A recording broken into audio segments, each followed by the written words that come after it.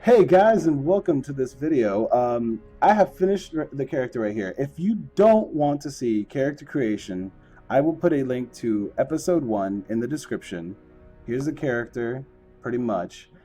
We are a wood elven paladin who likes to go around helping people, sometimes gets in trouble with the law because he doesn't completely agree with it.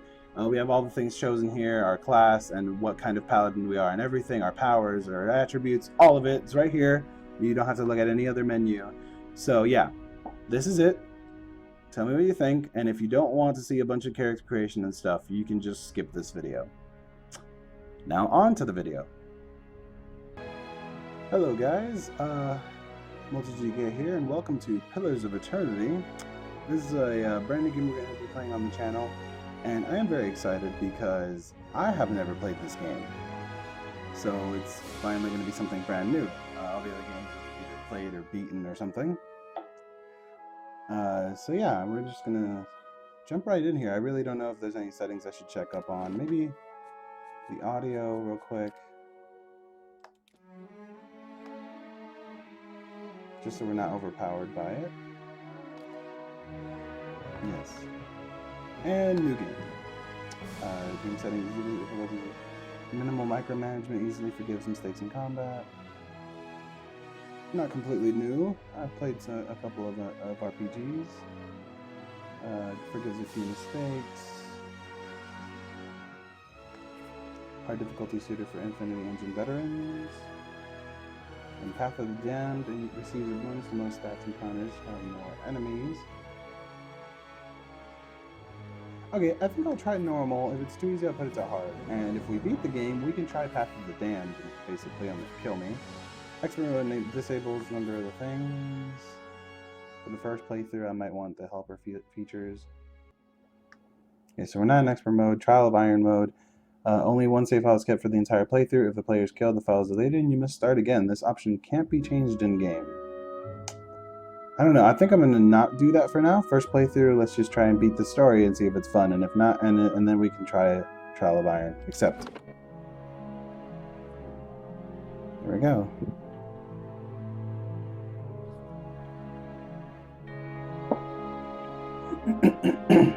Sorry. Try to stay quiet. My throat's being bad right now.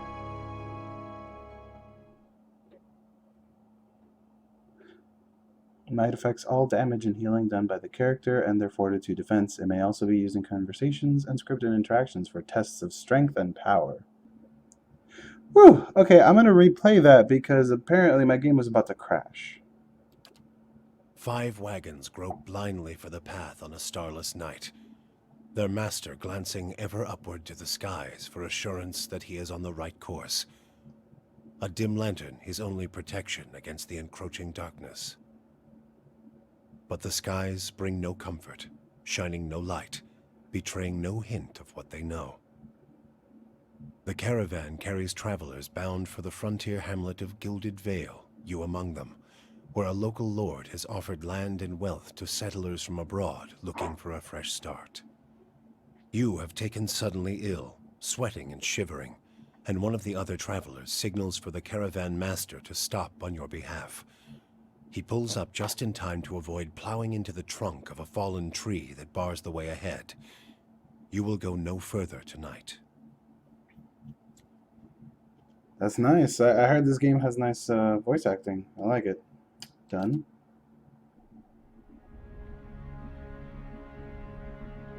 Okay, so that may have taken a little bit. This game is having a little bit of trouble loading. I did not expect it to be difficult to load. So we can choose sex, race, class, attributes, culture, appearance, and voice. Okay. Sex. A woman's role in era is largely dependent on where she's from. In the Elder Empire, Village Republics, and Dryerwood, women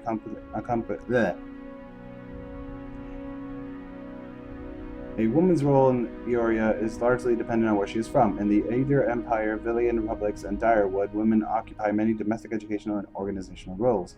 They're primarily hunters, soldiers, and leaders of the tribes of Nastik in Ir Yanfaf and Ixamtu. I'm totally messing up these names. Women and men have more fluid social roles. In all societies, there are exceptions to the rule, and women can be found in a wide variety of stations of professions. And male.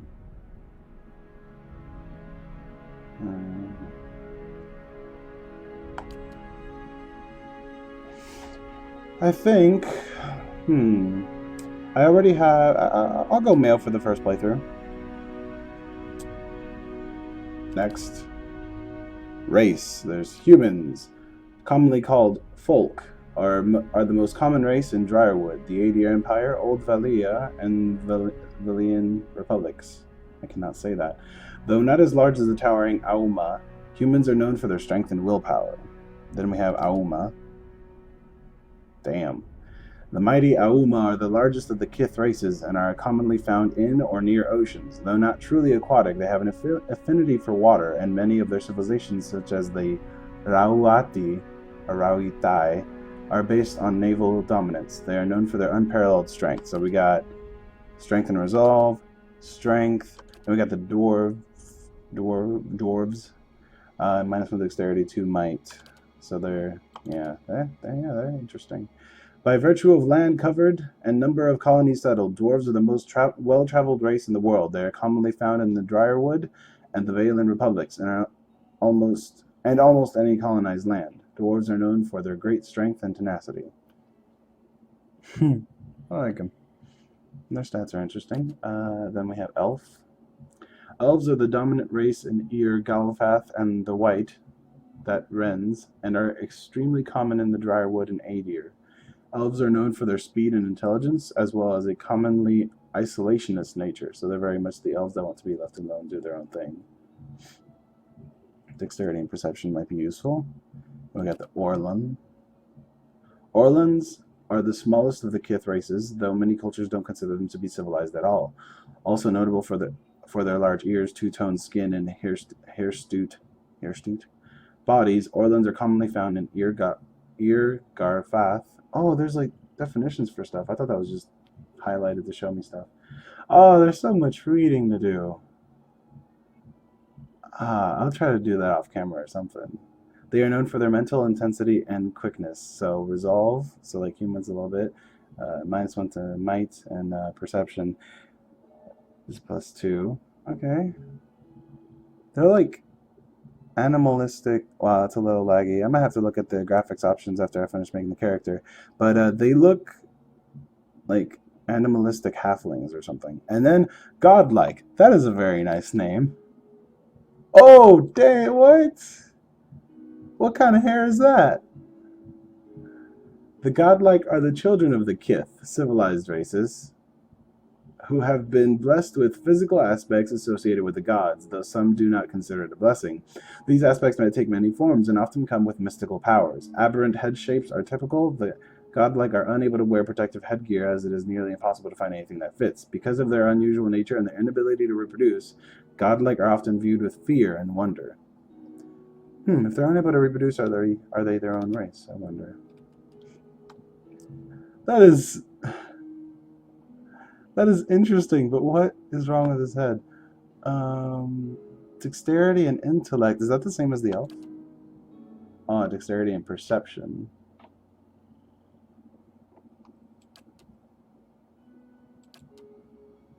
I like being smart, so I might go with them. They're kind of weird. Like most people, if it's my first playthrough, maybe I should go with a human, because I can identify with them more. I wonder if I can customize it so it's at least a different kind of weird head thing. Yeah, like I'm not trying to be a special snowflake, like, oh, I'm godlike, but they kind of fit what I want to do.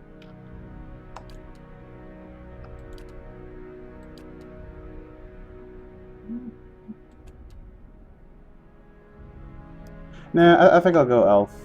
Maybe ranged if the game lets me. I'm not sure if you can pick classes or if you're just stuck with a certain class in this game. Again, I haven't played it, just looked videos online. So let's go elf. Wood elf. Wood elves, Stirfolk, are traced their beginnings far north of present-day Adir and have migrated south through the forests of the continent, now covering all the way across the equator. They are also believed to have migrated across the sea to Galfath, while physiologically identical to one another. Wood elves from Adir are culturally different from those in Galfath and consider themselves wholly different groups. Distant advantage. Enemies against any enemy that is more than 4 meters away, wood elves gain bonuses to accuracy, deflection, and reflex. Okay, and then there's pale elf. It is unclear exactly how long ago the Pale Elves, Galfallen, came to the southern polar regions of the world, but they have lived there for at least 12,000 years based on their continuous contact with the Awama traders. They appear to be among the most stationary ethnic groups in the known world, migrating within the polar region but seldom venturing far north. They are rare in all northern lands, and most people consider them exotic, if they have seen one at all. Elemental endurance. All Pale Elves have increased burn and freeze damage reductions. I'm gonna go with normal wood elf. I like being able to hit from far away and not getting hit by enemies and all that stuff. So yeah, it's definitely gonna go like dexterity and range, maybe shoot, maybe magic. Who knows? I'm not sure what I can do. Class. Okay, perfect. I'm dumb. Of course there's classes. It says class and attributes. These are also cool looking things too. So we have barbarian. That's pretty cool looking. Oh, that's cool. Brutes, madmen, berserkers, though city-dwelling people often use the term barbarian with a dose of disrespect, these rural warriors are respected by their communities for their ferocity, fearsome presence on the battlefield. Barbarians have a special, almost religious role in some cultures, but in many places, the undisciplined, fearless style of the barbarian is simply how warriors conduct themselves. Starting ability, Carnage. When the barbarians hit with melee attacks, they automatically make reduced damage attacks at all other enemies within a short distance of the target. They get +2 to athletics and survival, which I'm guessing are skills and not stats. Endurance, health is 6 times your endurance. So it's going to have high health and all that. And high accuracy, deflection. So they're a little bit like they are in D&D. Like they're fast and hard to hit, and they don't need like super heavy armor as much as they just dodge and hit a lot. And they seem to have decent health and endurance and stuff. Then there's the Chanter. In every culture across Eoria, there are chanters. Many historians consider chanters to be the most ancient workers of magic. Their hallowed phrases stirring the collective memory of the wayward souls around them, compelling them to generate magical effects in a kind of reenactment. Some societies, chanters form organized groups of storytellers and researchers, but in most part of the world, they are just time-honored part of local folk traditions. I like the giant axe. I cast spells, but also I carry the biggest axe I've ever seen. Nice. Starting abilities, phrases / chants. All chanters can continuously speak chants made up of magical phrases. Phrases produce massive passive effects and help build the chanter's power until they can use an invocation. So they basically like, and then invocation, which is like, yeah, or something. What I'm talking about. But yeah, basically they chant for a while and then they can do an invocation. Powerful magical effects that chanters can create after they have spoken a required number of phrases through their chants. So they have increased lore, so they know about the world, and increased mechanics. Oh my god, the skills all matter. This is so much. I want to get deeply into it, but I don't want to bore you guys with me looking at it. Yep, knowledge and trivia of the world. Traps and locks can't be a problem for this guy. This guy's stuff is, he has athletics, which makes it so I get tired less. So I can survive and make food and potions better. Okay. Then there's the cipher. Ooh. Nice, guys. Look. Something very simple about it. A recent discovery in Eastern Reach. Ciphers were once called Verschingen, mine hunters, by the Gafathans. Ciphers have the ability to directly contact and manipulate another person's soul and psyche, using an ally or enemy's essence as the focus for their magic. Though many ciphers are still found in the Eastern Reach, practitioners of the techniques have spread throughout the known world. They are gaining acceptance over time, but are generally distrusted, especially by the uneducated. Powers. Ciphers can directly target allies and enemies with powerful soul-focused effects. These powers cost focus, which ciphers build through the use of their soul whip. So they have a little bit of stealth, so they can sneak.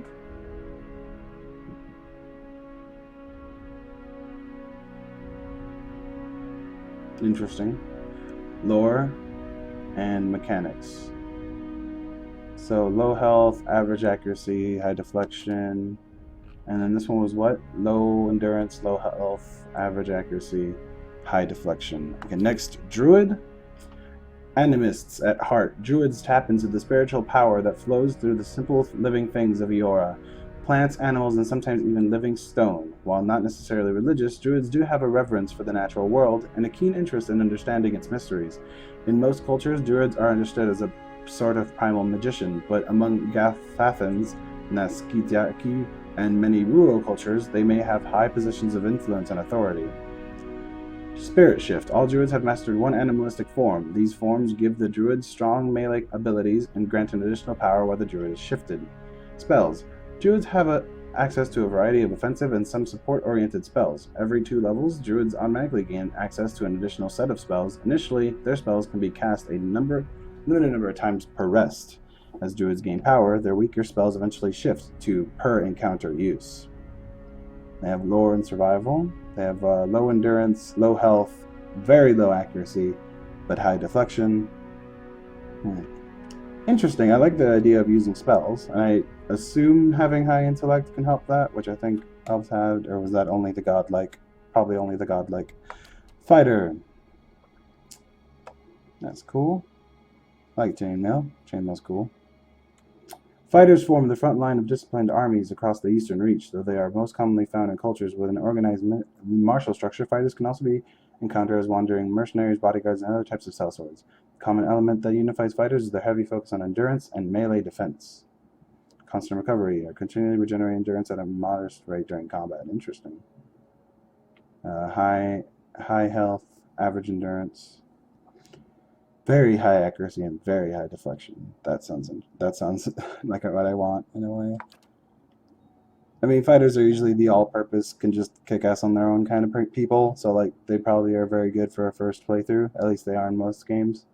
Monks belong to a variety of fighting orders that have sprung up in Ixametil and the Eastern Reach over the past few centuries. While many monastic orders can trace their teachings to the enduring founder, Teklaktik, or whatever, individual organizations vary greatly in their focus, morality, and ethics. Common folk respect the incredible discipline of monks, but see them as an odd, unpredictable bunch who may not be entirely sane. Even mercenaries and other adventurers aren't sure what to make of them. When monks have no weapons equipped, their unarmored attacks are exceptionally powerful and continue to increase in damage as they gain levels. Interesting. So yeah, go around punching everything, as you would expect of a monk. Wounds. As monks are damaged, their pain generates wounds. Wounds can be used to power many of the monk's special abilities. Oh, self-hurty in a way. Very high accuracy, very high endurance, very high deflection, and average endurance. I mean, I meant health when I said very high. Alright, so they're hard to take down and hard to hit, and they hit hard if they don't have a weapon. Paladin. Ooh, I like it. It's not the overdone, like, super godly paladin. I like it. Paladins are martial zealots, devoted to a god, a ruler, or even a way of life. They can be found in any culture where a fanatical group of like-minded individuals have formed a warrior society dedicated to advancing their cause. Among those aligned to their worldview, paladins are viewed with respect and admiration, if a bit of fear. Many paladins hold leadership positions in armies and mercenary companies, but in the heat of battle, their fanaticism often overrules the chain of command. And common sense. Starting ability. Faith and conviction. Paladins have an inherent bonus to all of their defenses. Over the course of the game, the value of this bonus may shift based on the reputation the paladin gains relative to the behaviors that are performed by his or her order. Ooh, that is very interesting. Like, you might get more powerful based on things that happen in the world. I like that. Athletics and lore, which we can assume what they are, and then average, and high. Yeah, I like that. Okay. Priest, which is probably similar to paladin. And they got the blunt weapons, of course. Priests are devotees of Aora's deities and practitioners of religious magic. While all priests dedicate themselves to specific gods, priest power is actually derived from their personal beliefs. In contrast to most paladins, priests tend to focus on what? Why did I just forget how to say that word? Philosophy. There we go. Why did I forget how to say that word? Philosophy, teaching, and the relationship of religious organizations with common folk. The reception of priests in any given part of the world depends largely on how their god is revered or reviled by the people who live there. Starting abilities. Holy Radiance generates a modest amount of endurance for allies around the priest. Any enemy vessels caught in the area take burn damage and may be frightened. Over the course of the game, the power of this ability may shift based on the reputation of the priest gains relative to the behaviors that are performed by his or her deity. I like that. Although I think I like the Paladins one a lot more. Kind of, you can be your own man, but you have to follow still a set of orders or laws or whatever. Spells. Priests have access to a variety of support and some offensive-oriented spells. Every 2 levels, priests automatically gain access to an additional set of spells. Initially, their spells can be cast a limited number of times per rest. As priests gain power, their weaker spells eventually shift into per encounter use. Okay, they all have very low stuff. I think I like the paladin the most so far. I like the paladin, the barbarian. I like the chanters and ciphers because they seem kind of new. Druid because you shapeshift, so I like these so far, these top 5. Ranger, the ultimate elven class. Pretty much in every RPG, elven rangers is a major thing. Rangers are warriors of the woodlands and masters of the hunt. Always partnered with soul-bounded animal companions, they can be found in wild places all over the world. As their lifestyles can often tend toward independence and isolation, it is rare for rangers to become an integral part of large fighting force, though they are often employed as scouts and guides. They get an animal companion, they share the bond. Animal companions don't do much damage, but they have high damage reduction. The link between the ranger and the companion is powerful. If one goes down in battle, the other one suffers as well. Ooh, I don't like that one too much. I mean, I like the roleplay aspect of that, but so they have very low endurance, but high health, high accuracy, and high deflection. Okay. Rogue. Ooh, I don't think we can steal stuff in this game, so I don't know how this is gonna work. But I like the daggers. Oh, they have some of the armor too. I'm guessing that's just leather. Rogues are vicious killers, feared for the brutality of their attacks. They can be found as often in dark back alleys as the heart of the battlefield skirmishes. Though unpredictable and undisciplined, rogues are commonly used as shock troops or as part of a surprise assault. Their withering attacks breaking enemy ranks and morale. Rogues tend to congregate in larger numbers in cities where they can be steadily employed as mercenaries or hired muscle. They get a sneak attack, which I can pretty much understand for the most part. Stealth and mechanics. Very low stuff. I don't like the rogue too much. And then wizard. The wizard. Masters of academic magic. Wizards are the students of arcane traditions that stretch back beyond the boundaries of recorded history. Wizards are highly organized groups, often forming academies or guilds devoted to research and development in magical studies, and tend to favor environments where inquiry, experimentation, debate, and dissemination of knowledge are encouraged. Many accomplished wizards eventually become known for their eccentricity, their egos, their unquenchable thirst or interest in all things arcane and occult.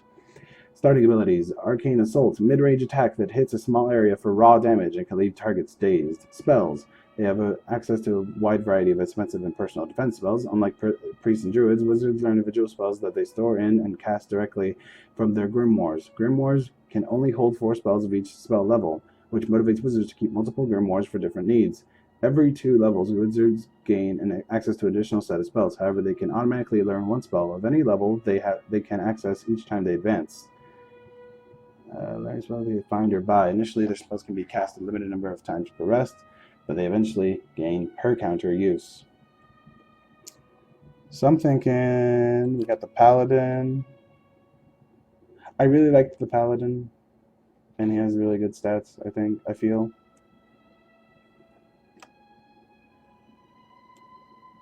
And there's the druid. Lots of low stuff on the druid, but I don't know. Cipher.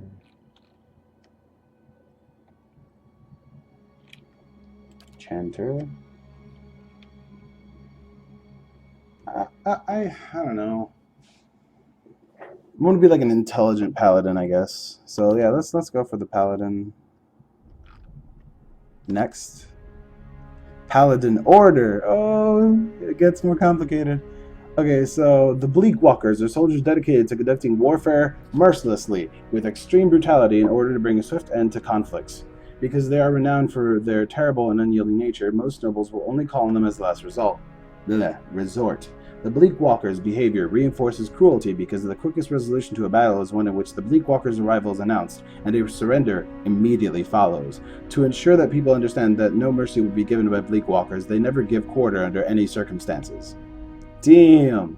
So favored dispositions: cruel, aggressive, disfavored dispositions, benevolent, and diplomatic. So they don't like the benevolent people that think they're good, and they don't like diplomatic stances. And apparently they give different stuff, maybe? And we got Decozoni Paladini. The oldest known paladin order in the world, the Decozoni Paladini, were founded as the guards of the Decozoni Palace in Grand Velia over 2,000 years ago. Since the shattering of the Grand Velia, the Darkozi Paladini have just transformed into the protectors and ambassadors of the immense Darkozi family as well as the old Vilian culture. The Darkozi Paladini are widespread and occasionally even come into conflict with each other due to the machinations of the Darkozi family. Paladins of the Order are renowned for their wit and love of life. They like to be passionate and clever, but they hate being cruel and stoic. The Gold-Pack Knights are an order of mercenary paladins who sell themselves for all sorts of defensive and offensive engagements. They emerged on the Pearl Coast a few hundred years ago and managed to survive the destruction of the dwarven nation that created them.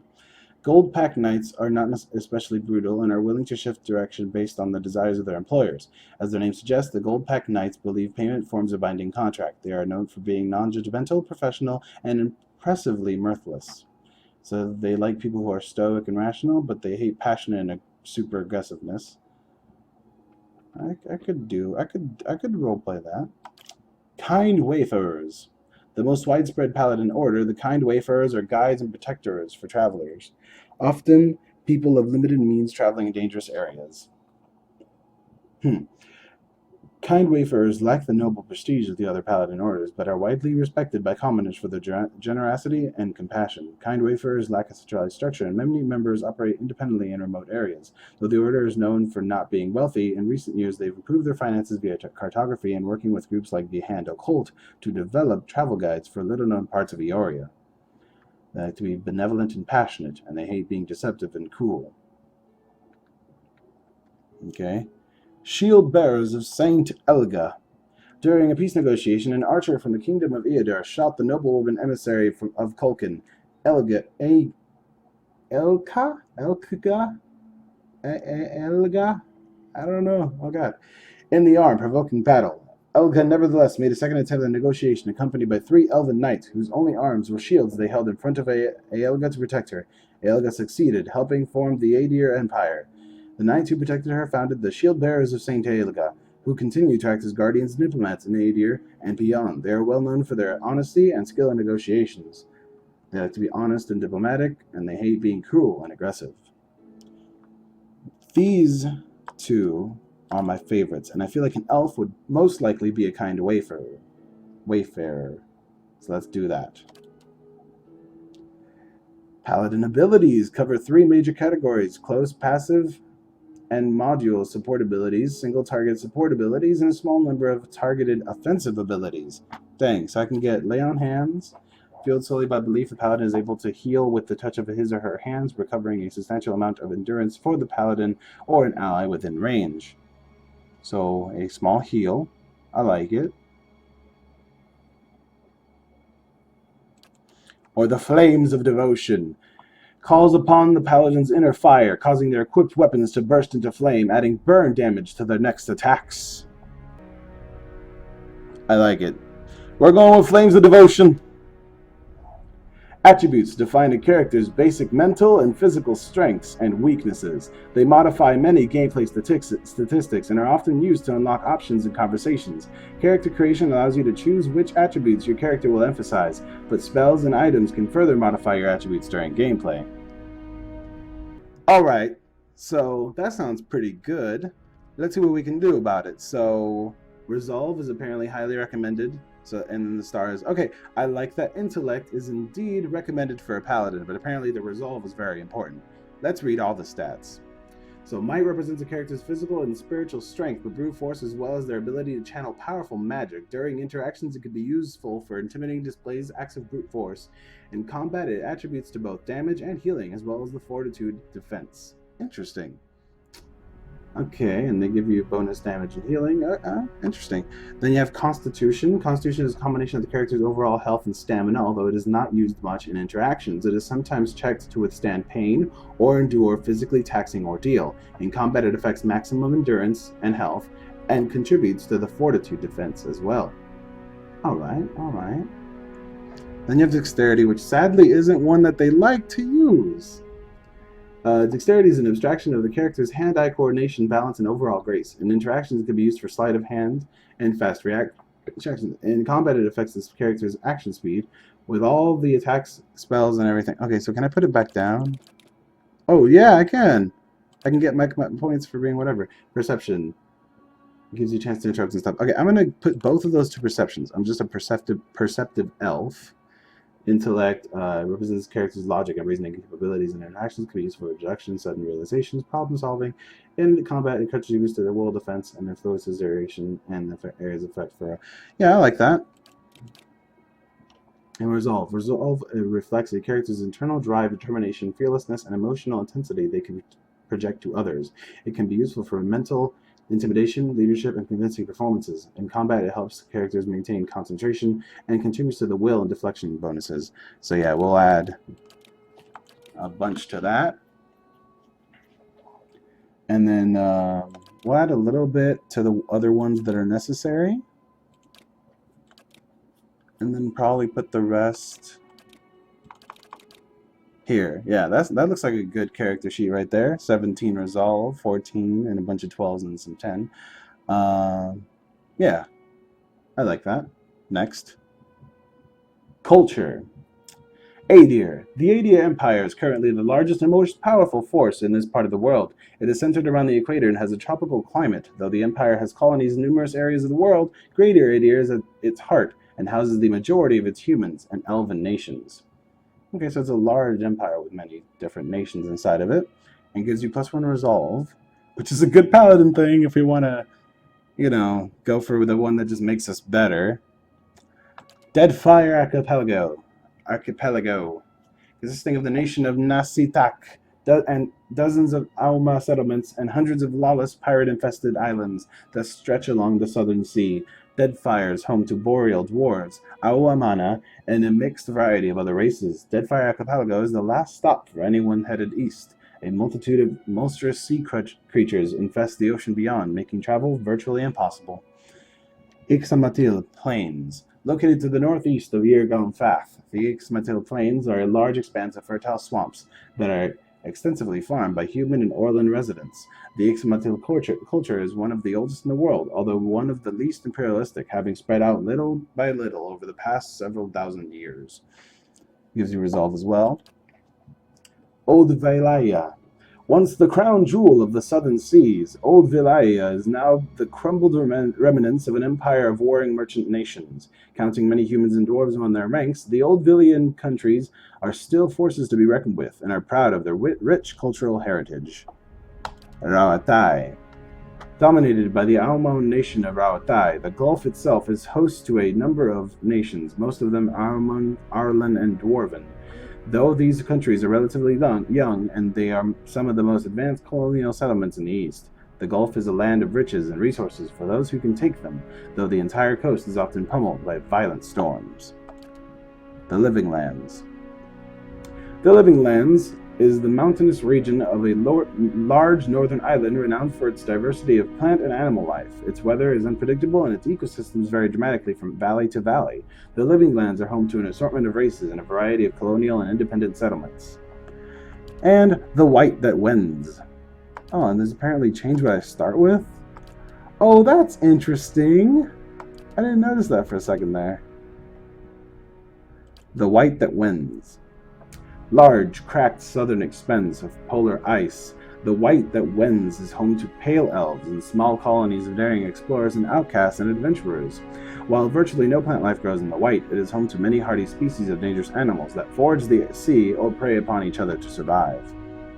I like the Adir. It's a giant empire full of different kinds of people, and the bonus is nice. I could just go with Ancient Plains, but it doesn't really say there's elves there. I like the idea of starting with a spear, but no. Adir sounds like a good one for an elf. Background. Oh my god. Okay, as you guys can tell, this is a big game. Okay, so I can be an aristocrat and I get +2 to lore. A dissident, you've made some name for yourself as a troublemaker, stealth and lore. Hunter, you live out for the thrill of the chase, whether for the glory or for sustenance. You have made your living taking the lives of wild creatures. Mercenary, +1 athletics and +1 lore. Blade and battle is the way of your life, and that's how you make your money. Clergyman, piety and prayer are the cornerstones of your public life, and you encourage the same in others. Colonist, you are part of a group that founded a fledgling colony in a distant land. Drifter, you never quite fit in no matter where you go. Each new town is just a place to rest briefly before moving on to the next. You are more comfortable on the road, traveling the world. Laborer, your life has been spent in the study of your craft. You trained and prepared, hoping to hone your skills and ply your trade. Merchant, you've traded goods from all over the world, pairing items with buyers of all kinds. And slave, you have never known freedom. Shackles and chains have bound your existence, and someone has told you what to do your entire life. So I like dissident a little bit for a story. The skills, none of them seem to be what I really want. Lore sounds cool. Survival. Drifter, dissident. You know, like that one. Dissident.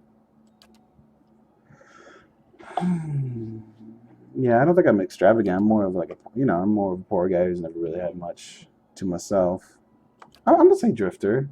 Stealth mechanics, that might not be something I use though, but am I religious? I'm gonna say I'm a dissident. I cause trouble and I move around, and it's not like bad trouble. It's just like I don't believe you should follow people just because they're kings, but if they're good kings, and so I cause trouble because of that. Okay. Well, this video has been pretty long.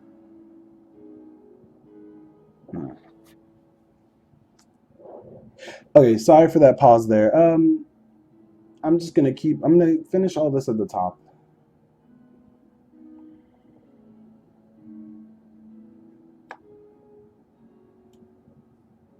Primary color. I've always loved red. But if I am what else? Perhaps forest green of some sort. Secondary color would be red, maybe? That doesn't look too good. Let's try nice rich brown. Actually, what if we go with green there? Make the primary brown. Yeah, that's a little better. The skin. Why not? Hair. I like dark hair. Head appearance, apparently the elves here don't get any facial hair.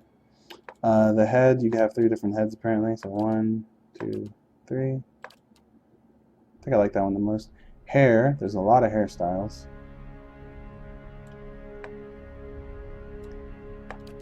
And let's just go back to the start. So we got pretty much no hair, decently long hair, pretty messy, well cut hair.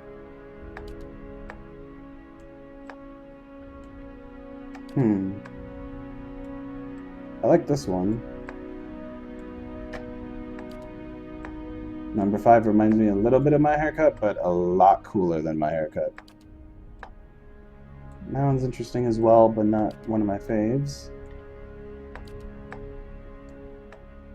Decent long hair. Short cropped hair. I think we just had this one. Oh, it didn't go to the next one? There we go. This one's kind of coolish. Not my favorite. A little better. Ha! Want an afro, guys? Yeah, I used to have this hair now. I like this one a little better. It's kind of the same, but also more back. I like that. Yeah, more of that long hair with braids in it. And a straight up mohawk.